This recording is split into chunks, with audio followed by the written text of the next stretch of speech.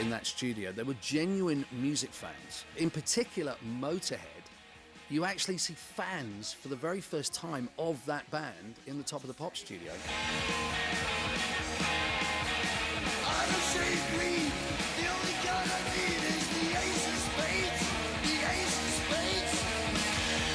You've got people sort of headbanging and really thrashing about.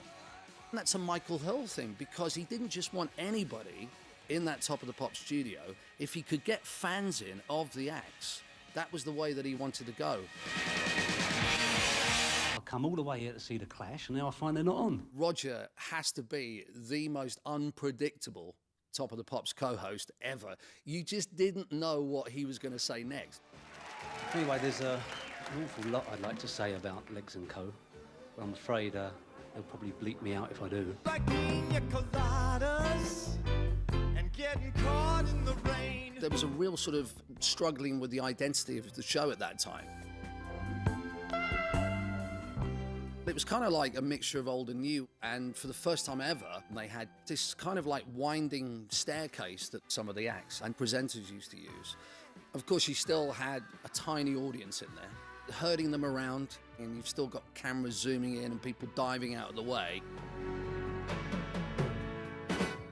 With the crowd who are making no sort of natural reaction to the bands in front of them. Johnny Logan was a #1 artist really in the tradition of Top of the Pops from 3 or 4 years before. He looked like a 70s star. Reaching out for you. When I've spoken to him personally, I've always found him to be very quiet, very softly spoken, if anything, but always with a smile on his face, and always very modest as well. Robbie Williams came into Radio City, and we talked about music, and we talked about, you know, what he was up to, you know, live dates and who he was writing songs with, and we invariably got onto the subject of football. Wayne Rooney, you are a god, mate.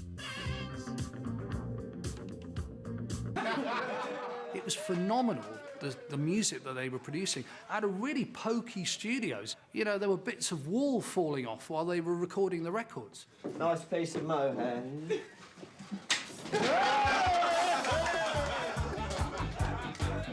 Those recordings were just astonishing. There's like this vibe of loads of people being in there. You know, you've got this huge round of applause, but if you look at the front of the stage, you'll see that those people aren't clapping at all. It's canned applause. You know, there are 20 kids in there. 1979 is the last year of Top of the Pops, how it was, how it had been from the 60s right through the 70s. Michael was coming in and he knew what he had to do to keep that show evolving and to bring a new audience. Sheila and B Devotion. The year before, they'd been Sheila B Devotion, horrible version of Singing in the Rain. I'm singing in the rain, just singing in the rain. And then you've got Spacer. What an absolutely incredible record that was. It was just terrific. Elvis Costello, you know, a great suit, sweated an awful lot though, didn't he? Don't start talking. I could talk all night.